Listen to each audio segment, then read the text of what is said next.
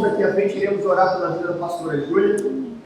Espírito Santo de Deus, ó Pai, eu oro pela vida da tua serva, da tua filha, que o Senhor possa usá-la tremendamente com sabedoria e graça, que nós possamos fixar os nossos olhos em Cristo. Qual é a tua palavra nessa noite? A Bíblia diz que a palavra de Deus ela não volta vazia. Pai, que o Senhor venha falar através de mim, Pai, mas que o Senhor, Pai, seja o direcionamento, que o Espírito Pai, de que o Deus Senhor esteja traga para uma conduzindo palavra esse culto, certeira, Senhor. assim como já tem feito, para a glória do teu nome. Amém, amém, amém. Amém, glória a Deus. Glória a Deus. Quantos estão felizes com o primeiro dia do mês de fevereiro? Pode dar um forte aplauso ao Senhor mais uma vez. Janeiro já foi, passou rápido, pelo menos para mim.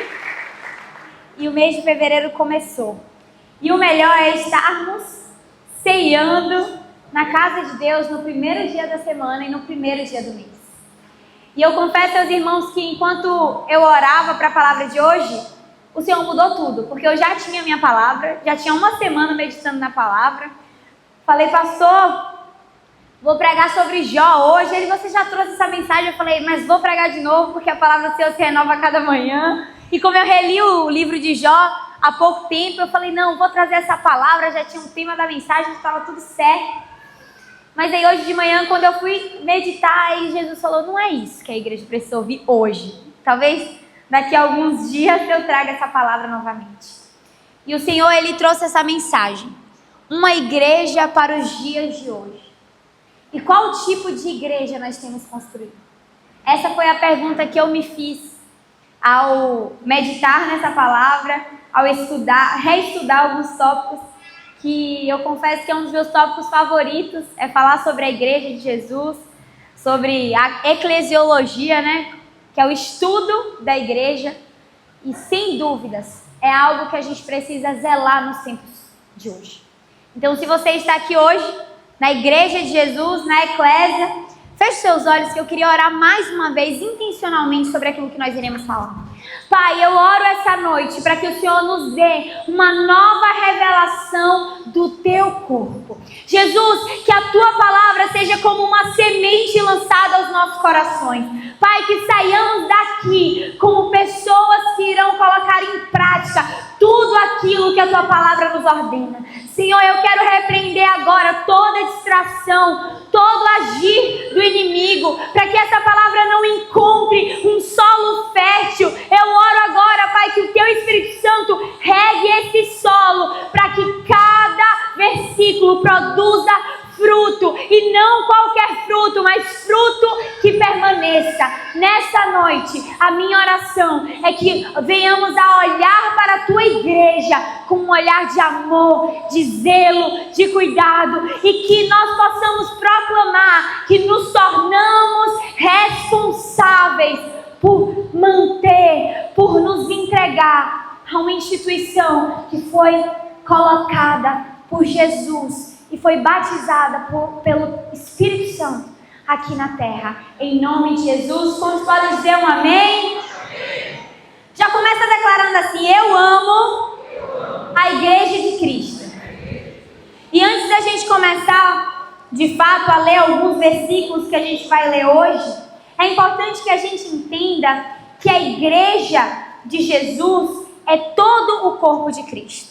Então é importante que a gente faça esse tipo de diferenciação, porque existe a igreja de Cristo, mas também existe dentro da igreja de Cristo a igreja local, o lugar onde o Senhor escolheu para que você fosse plantado. Como por exemplo, ontem nós vimos o Descende. Quantos acompanharam aqui um pouco da transmissão? Temos algumas pessoas que já chegaram de Recife. Vamos glorificar para aqueles que foram, pisaram na terra. E eu tenho certeza que trarão boas notícias para cá. Mas a gente pôde presenciar, ainda que online, um pouco daquilo que Deus fez. E o que estava reunido naqueles 5 estádios? A igreja de Cristo, amém? Só que a igreja como um corpo não denominacional, um corpo que não depende de paredes. E essa é a igreja de Cristo. Porém, dentro dessa expressão, nós encontramos a igreja local, que é o Haja, que é a igreja aqui ao lado, a Gênesis, que é a Assembleia de Deus, que é a Universal, enfim, todas as denominações que vierem à sua cabeça. Essa é a igreja local. A igreja onde o Senhor escolheu para que cada um de nós fôssemos plantados, discipulados e crescêssemos na fé. E por que é tão importante a gente entender o que é a igreja? Porque, infelizmente, a gente tem uma taxa altíssima de evangélicos, mas a gente tem pouca efetividade na nossa sociedade. E eu fiquei muito feliz ontem ao presenciar aquele lindo clamor. Era impossível não se emocionar ao ver tantas pessoas. Eu achei engraçado que teve até aquele vídeo que viralizou, né, do piloto de avião falando: meu Deus, senti um negócio tremendo, alguma coisa assim. Minha memória não está muito boa não, mas eu acho que foi alguma coisa do tipo. Achei que era algum show, mas era um show para o Senhor Jesus. Ele falou algo do tipo. E é lindo ver isso, porque a gente se acostumou a aplaudir um carnaval. Uau, 5 milhões de pessoas. Mas a gente não consegue aplaudir quando a igreja de Cristo se reúne. A gente não consegue encontrar beleza na diversidade em glorificar o nome de Jesus. Todos que estavam ali são crentes genuínos? Não sei, assim como todos que estão aqui, eu não sei se são crentes genuínos. Cada um vai dar conta de si. Cada um vai dar conta daquilo que carrega. Mas algo importante, e como eu até postei no meu Instagram hoje, e não opcional, é a igreja. Você pode ir para 15 shows gospel. Qual é? Não sei. Você pode ir para muitos shows no ano. Você pode ir para muitas palestras. Você pode fazer parte de muitas reuniões. Mas existe algo que é inegociável para aquele que crê verdadeiramente no Evangelho: fazer parte de uma igreja local. E quem é que fala isso? A própria Bíblia. Paulo diz em Hebreus: não é bom que os irmãos abandonem a comunhão. Só que o problema é que a gente não sabe hoje o que é igreja. E a gente acredita que igreja é um clube. Imagine, quantos podem dizer misericórdia? Um clube onde você entra, você escolhe o melhor, né? Claro, você vai escolher o melhor clube, a melhor infraestrutura, onde tiver as melhores pessoas. Aí você vai lá e se inscreve. Mas se não gostou, o que é que você faz no clube? Olha, eu não pago mais a partir de hoje, então meu nome é tchau, porque não faz mais sentido aqui para mim. Não atende às minhas necessidades. Infelizmente, nós temos tratado a igreja local como um clube. E isso é um pecado. Isso é um erro. E se os nossos púlpitos não ensinarem as nossas ovelhas o que é igreja, quem vai ensinar? É o Jornal Nacional que tem que ensinar pra gente o que é igreja séria, gente? Não é. É o povo do mundo que tem que dizer o que é igreja? Não. Inclusive, aqui o meu repúdio, tá uma coisa que eu não gosto. Não estou dizendo que não é para você gostar, mas eu estou abrindo meu coração para vocês. Você pega alguém que não frequenta igreja, que nunca vai numa igreja, que não sabe o que é igreja e vai dizer o que é igreja. Pelo amor de Deus. Eu vou ensinar para o médico como faz uma cirurgia? Eu não trabalho no hospital, eu não sei como funciona o hospital, aí eu vou chegar naquele dia no hospital e querer botar ordem no hospital? Sabe qual é o problema disso? É porque nós crentes temos dado ouvido a essas pessoas. Tanto que a primeira coisa, uma dica, a primeira coisa, quando você vê alguém criticando a igreja, você pergunta qual é a igreja que ela frequenta? Qual é o corpo que ela discipula? Quem é que discipula ela? Quem é que ela confessa o pecado dela? Porque perfeito não tem ninguém, gente. Não existe nenhum perfeito. Assim como não existe igreja perfeita. E se alguém vendeu para você uma ideia de que você vai frequentar um lugar onde todas as pessoas são incríveis, onde todos são simpáticos, onde todos são maravilhosos, é uma mentira. Porque não existe igreja perfeita. Assim como não existe nada perfeito. Sabe qual é o nosso problema? É que quando a gente vai em um restaurante, a gente sabe, não, a gente não pode cobrar que tudo aqui seja perfeito, né? Nós não somos. Mas quando a gente entra na igreja, a gente diz, não, mas na igreja tem que ser perfeito. Assim como você é, né? Assim como eu sou, perfeita. Sem defeitos. Mas isso é uma falta de compreensão. Uma falta de Bíblia. Uma falta de teologia. Uma falta de estudo. Porque quando a gente vai estudar a verdadeira igreja, a gente vê que, infelizmente, nós, em alguns momentos, podemos estar nos afastando do verdadeiro sentido de igreja. E eu queria ler com vocês hoje Mateus 16, verso 13. Sem dúvidas, é um dos textos que eu mais preguei na minha vida inteira. Eu amo esse texto. E esse texto, ele é muito importante porque é a primeira vez que Jesus fala sobre igreja. E se a gente quer saber o que é igreja, a gente vai ouvir quem? Jesus. A gente vai ler o quê? A Bíblia. A gente vai ouvir o quê? O ensino e a doutrina dos apóstolos. As cartas de Paulo. E o mais interessante é que só há 2 citações diretas sobre igreja quando Jesus fala sobre isso. Mas, obviamente, em todas as escrituras, Jesus ensina o espírito, a missão e a função da igreja. E nesse texto, verso 13, quando trouxeram a Bíblia, a palavra inerrante, infalível, a partir do verso 13 diz assim, deixa eu ver se eu estou certa aqui, porque esse vento, não estou não, tá vendo? Calma, aqui.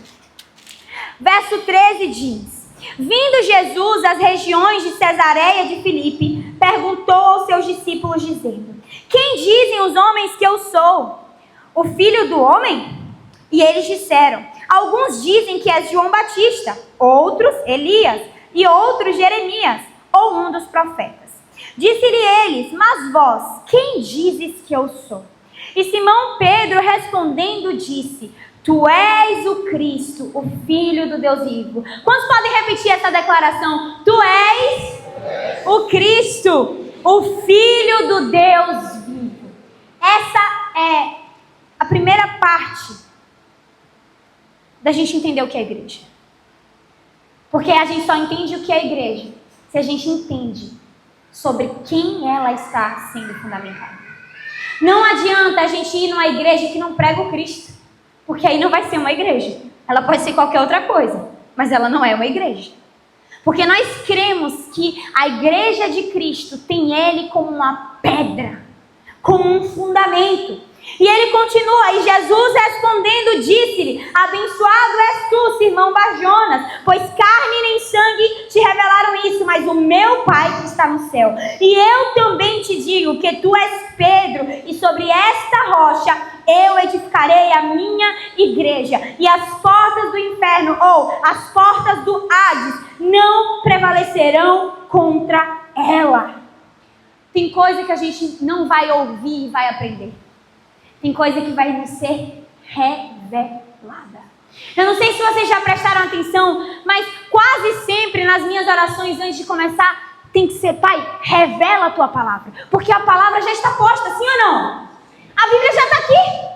A Bíblia está escrita já. Só que porque muitas vezes a gente lê e não entende e não pratica? Porque nós não tivemos uma revelação daquilo. Então é uma dica: antes de você fazer seu devocional, antes de você abrir a Bíblia, ore ao Senhor: Pai, me revela essa palavra. Porque eu não quero apenas ler como um conhecimento histórico. Eu quero viver e anunciar aquilo que eu estou lendo. E o Senhor é aquele que revela. Nem todo mundo tem a revelação da Bíblia toda. E isso eu aprendi com o meu pastor Anderson. Porque ele fala assim: Júlia, não tem como. Nem todo mundo vai saber tudo, nem todo teólogo vai conseguir explicar tudo, nem todo pastor vai ter todas as respostas. Será mesmo que o Senhor confiaria a um homem toda a revelação de todas as escrituras? Óbvio que não. Até porque a própria palavra diz que existem coisas que a nossa mente humana, elas não são capazes de contemplar e de entender. Mas é a nossa função permanecer, buscando uma revelação do próprio Deus.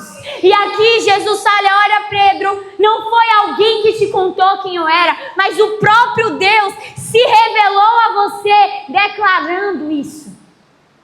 Antes da gente entender o que é a igreja, a gente precisa entender quem é o Cristo. Por isso que existem muitas pessoas que não conseguem entender por nada, porque está errando no início. Eu não consigo. Eu tenho uma trava, pastora, com a igreja. Eu tenho uma trava com isso. Você já conheceu Cristo?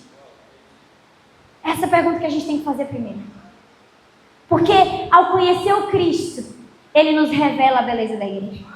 Ele nos revela a importância da igreja. Ele nos revela a missão da igreja nos dias de hoje. E aí, depois, quando Pedro tem essa convicção e ele declara isso, Jesus diz, olha, a sua identidade eu vou transformar. E aí a gente vê a mudança, né? Agora se chamar Pedro, firme, constante, não mais Simão, inconstante, agora firme. E sobre a rocha eu edificarei a minha igreja. É importante a gente ressaltar aqui uma questão interpretativa, até para que a gente saiba defender a nossa própria fé e a nossa visão como igreja. Jesus, ele não entregou a igreja a um homem, porque o único homem capaz de sustentar a igreja seria ele mesmo. Ao falar isso, ao declarar isso, Jesus está fazendo a menção ao próprio Deus, que daria força para ele, a rocha. Quem é a rocha? Jesus. A rocha não é Pedro. Pedro foi um homem de Deus, amém? Pedro foi um grande apóstolo, amém? Pedro ganhou grandes almas para Jesus, amém? A gente não vai desvalorizar o que Pedro fez, não, muito pelo contrário. O legado de Pedro fez com que a nossa igreja estivesse aqui hoje. Mas Pedro é pecador. Pedro carece de arrependimento.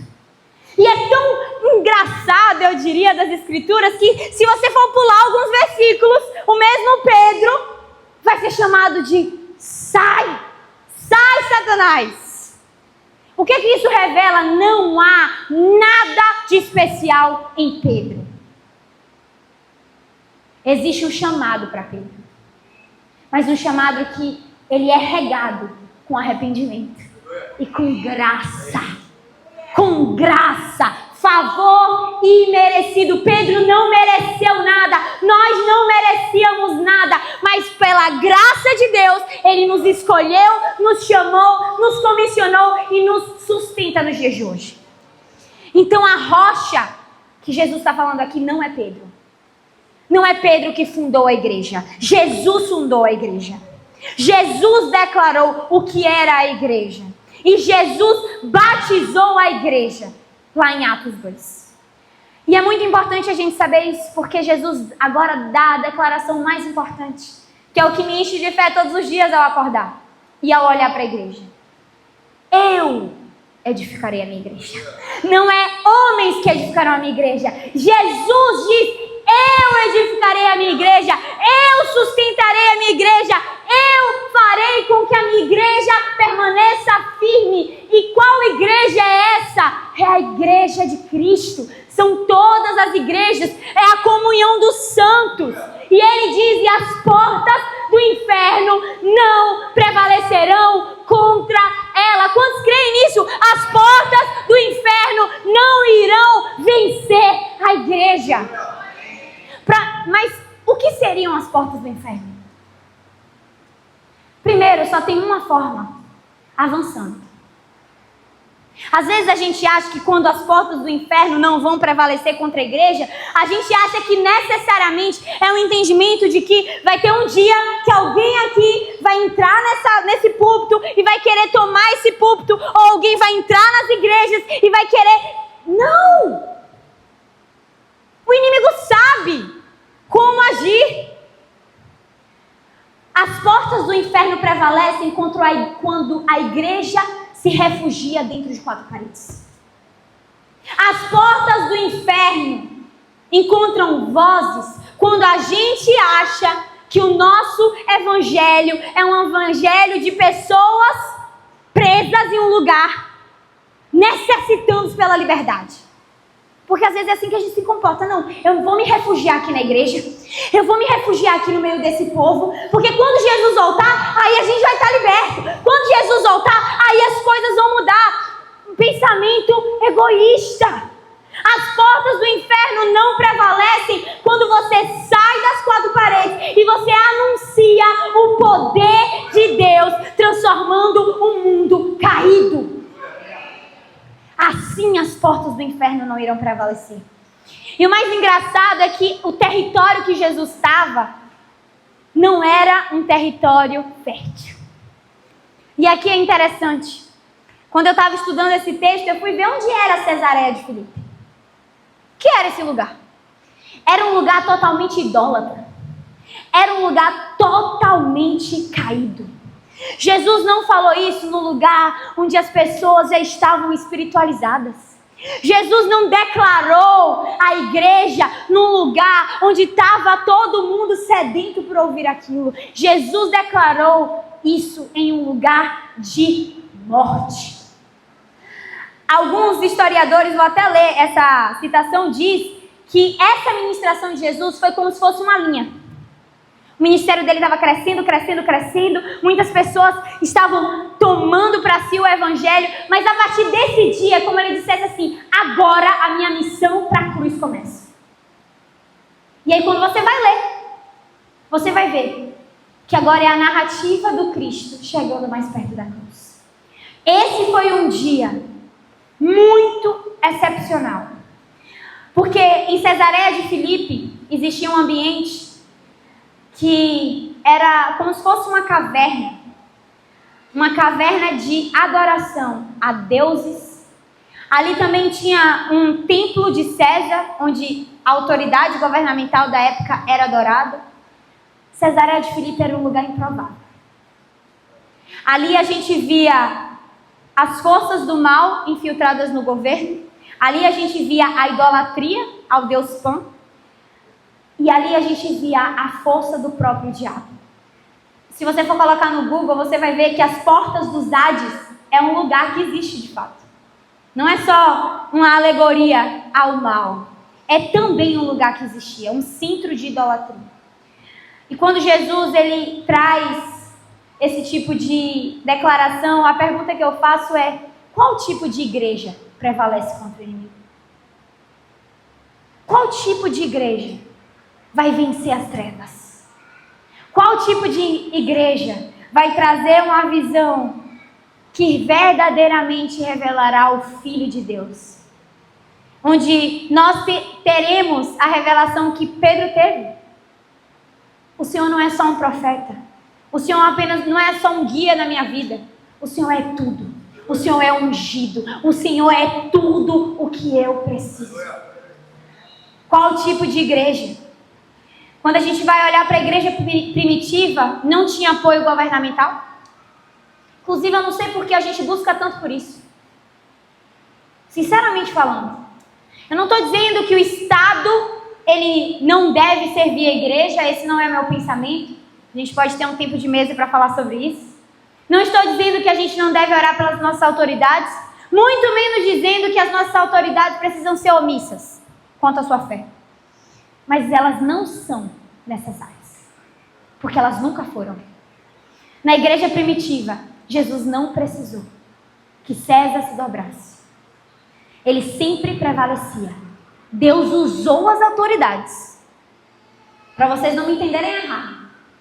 A gente vai ver o decreto de Ciro, a gente vai ver alguns governantes, inclusive no Antigo Testamento, que foram usados por Deus para servir aquele povo. Mas não é um elemento necessário. A igreja primitiva não tinha apoio militar, porque também não era necessário.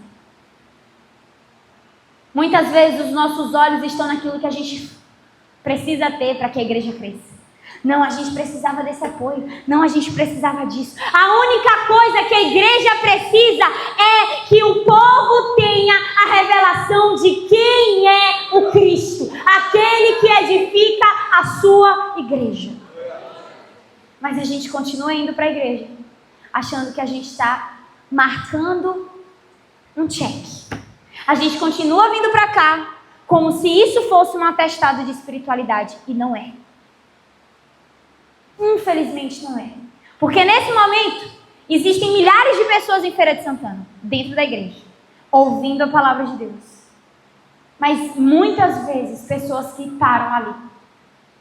E o chamado de uma igreja não é que a gente seja omisso, mas é que nós sejamos chamados para impactar fora. O termo igreja é eclesia, os chamados para fora. Igreja presa em quatro paredes não é igreja. E quando eu falo isso, eu falo de você mesmo. Eu falo de mim. Porque eu não preciso que o meu pastor olhe para mim e diga assim: olhe, no seu trabalho você tem que ser um cristão. Olhe, na sua faculdade você tem que formar discípulos. A gente não precisa que o pastor fale sobre isso conosco. Se verdadeiramente entendemos a missão da igreja, entendemos que ao sair daqui, saímos com uma mensagem. E essa mensagem, ela é urgente. Uma vez eu ouvi o pastor Francis Chan pregar, e ele falava que antes de ministrar, tinha umas perguntas que ele fazia. A primeira é: eu prego de todo o meu coração? Essa mensagem que eu estou falando é uma mensagem que é verdadeira para mim? Produz fruto na minha casa, na minha família? Uma delas foi: essa mensagem, ela aponta para Jesus, ela aponta para Cristo? E tem mais outras que eu não lembro.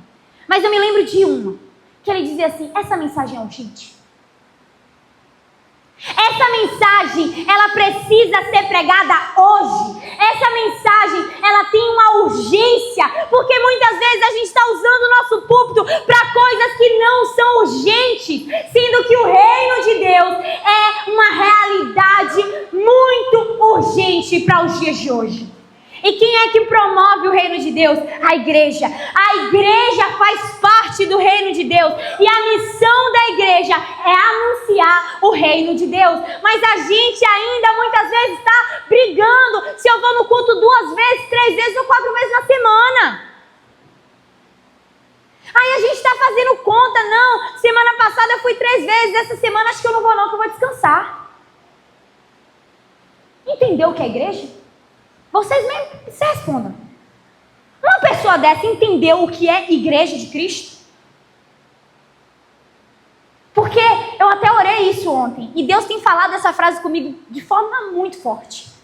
Muitas vezes a gente olha para Jesus e diz assim: ainda não, Jesus. Espera um pouquinho. Ainda não, Jesus, eu não vou me envolver não, ainda não. Não estou pronto, não estou preparado, ainda não é o tempo. Meu Deus, que espiritual. Não é o tempo, Jesus. Jesus, não é o tempo ainda de eu me envolver? Ainda é demais para mim? Agora imagina se Jesus olhasse para a gente e falasse assim: ainda não. Ainda não. Ainda não também, tá? Ainda não. Misericórdia. Misericórdia. Imagina se os apóstolos em Atos 2... ao ver o mestre morrer naquela cruz e depois aparecer e ascender aos céus e, entre aspas, vou usar essa palavra, sumir do meio deles em forma de carne, em corpo. Imaginem se eles olhassem para Jesus e falassem: já que o Senhor foi, ainda não, espera aí um pouquinho. Qual tipo de igreja vai prevalecer contra o inferno? Uma igreja que não desiste e não diz ainda não. É essa igreja. E não é uma igreja que foi inventada pela pastora Júlia, pelo pastor João, pelo pastor Hernandes Dias Lopes ou qualquer um que seja. É a igreja de Cristo. A igreja primitiva. A igreja primitiva nos mostra o verdadeiro coração de uma igreja. Elas tinham líderes que se disponibilizaram. Porque quando vem um vento impetuoso, quando vem línguas repartidas como de fogo, lá em Atos 2, Jesus fez isso. Jesus enviou o seu Espírito, amém? Isso foi uma ação soberana de Deus. Ninguém determinou: agora vai acontecer. Claro que não. Nós cremos na soberania do Senhor. Mas existe um posicionamento daquele povo. Porque Jesus deu o recado: permaneça em Jerusalém, que do alto o será revestido de poder. E aquele povo, Atos 1,14, se puder abrir no slide, porque é daqui que eu acho, Atos 1,14, se eu não me engano, fala que aquele povo permanecia, olha, todos estes perseveraram unanimemente em oração e súplica com as mulheres e Maria, mãe de Jesus, e com seus irmãos. Atos 2 tem um texto que fala basicamente a mesma coisa. Jesus deu uma comissão. Jesus falou: olha, permanece, faz isso. E eles não dormiram, eles não disseram ainda não. Eles prontamente estavam posicionados. Eu e você sabe quando a promessa vai acontecer? Não. A gente sabe quanto a totalidade da promessa vai acontecer? Mas você está preparado para isso? Você está no lugar certo? Na hora certa? Fazendo o que é certo? Porque a gente não sabe quando Deus vai fazer um agir sobrenatural sobre as nossas vidas. Mas a pergunta que Deus faz é: será que quando eu estiver lá, você vai estar? Será que quando eu aparecer para mudar a cena, para fazer um grande milagre, para fazer um grande mover, você vai estar lá? Ou você vai estar dormindo? Isso não depende de Deus. Isso depende da gente. Perseverar unanimemente em oração não tem nada muito místico. É só permanecer. E foi uma atitude de obediência que fez com que aquele povo vivesse o maior avivamento já visto. O batismo da igreja. Se alguém te perguntar quando a sua igreja nasceu, você vai dizer lá em Pentecostes, em Atos 2. Ali a igreja de Cristo é inaugurada na terra. E essa igreja tinha algumas marcas. Já estou acabando. Primeiro, membros sendo dedicados ao ensino de seus líderes.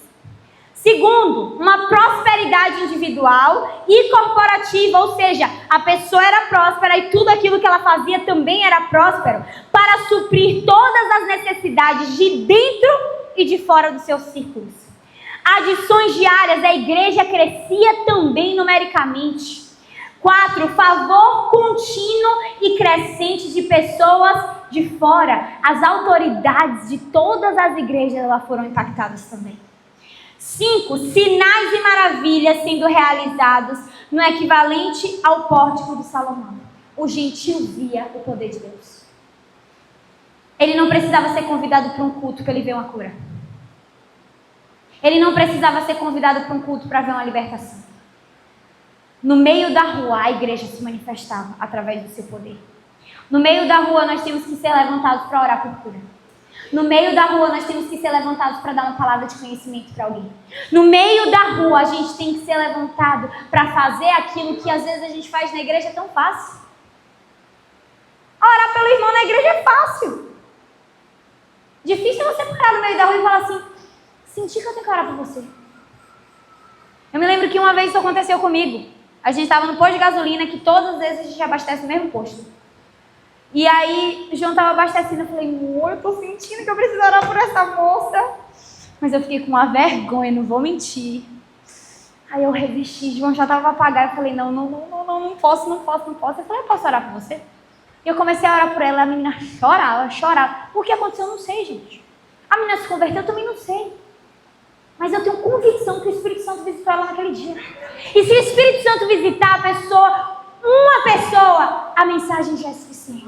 Só que aí você olha para Jesus e diz: ainda não, deixa para o meu pastor lá, né? Fez teologia, lê a Bíblia, já leu a Bíblia 10 vezes, eu não. Cuidado, o seu ainda não fecha portas para o que Deus quer fazer.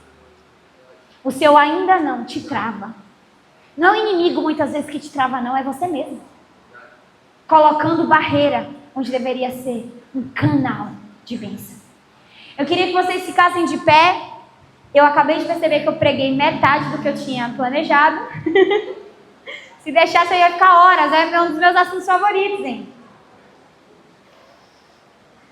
Mas a gente vê que a igreja é uma via de mão dupla.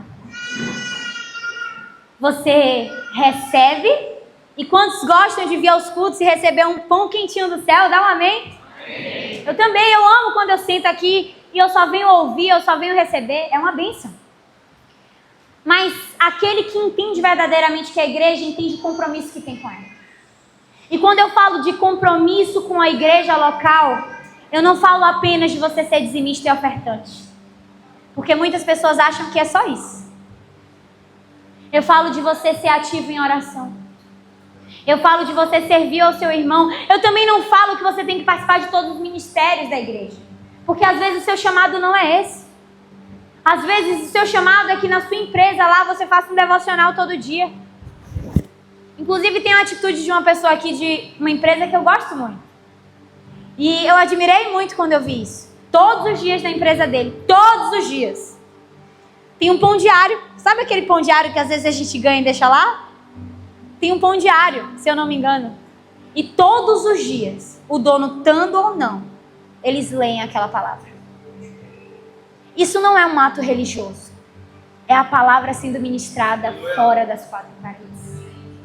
Porque às vezes você vai atender alguém no seu consultório e a única coisa que a pessoa precisa ouvir é um Deus te abençoe. Porque pouco me importa, como pastora, como você se comporta no culto. Verdadeiramente falando. Não adianta eu estar aqui olhando para vocês tão lindos, tão bem vestidos, levantando a mão, aleluia. Mas às vezes a gente ouve um feedback que lá fora você soltou uma palavra torpe. Lá fora você não agiu como Jesus agiria. E eu não estou dizendo que nós não iremos errar. E eu não quero pesar os nossos lombos, porque quantas vezes eu já errei e ainda erro. Mas que nós sejamos diligentes em ser aquilo que nós cremos. Porque uma igreja verdadeira não é uma igreja perfeita, mas é um corpo de pessoas que entenderam o verdadeiro evangelho. Entenderam o chamado do sacrifício.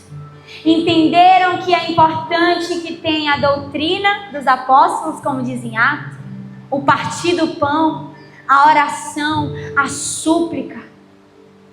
E tudo volta para a mesa. Porque a igreja primitiva ela foi implantada ao redor de mesas. Jesus ele transformou púlpitos em mesas. É o lugar de comunhão. Quando nós pregamos aqui, a igreja é uma família. Quando já ouviram isso da nossa parte, dá um amém. A igreja é uma família. Só que dentro da família, a gente precisa entender as nossas diferenças. Dentro da família, a gente vai entender com quem a gente vai ter mais afinidade ou não. Ou você tem afinidade com todo mundo da sua família. Dentro da sua casa, muitas vezes não vai caber a sua família inteira. Mas vai caber alguns que serão família. Jesus, naquela noite, ele se assentou com 12 discípulos. Isso significa que a família de Jesus só eram aqueles 12? Claro que não. Cuidado com as mesas. Usem elas antes de anseiar grandes pregações. Porque às vezes na minha casa, hoje atualmente a minha casa são 6 cadeiras, mas uma está quebrada. Então só cabe 5 pessoas sentadas ao redor da mesa. Mas se a minha couber 5 e a de cada um de vocês couber 5, essa é a expressão da igreja de Cristo. O partir do pão. A comunhão. Porque é muito fácil dizer que é crente e se isolar. Desculpe, irmão. Eu não creio nesse evangelho. Eu creio no evangelho que nos leva à exposição.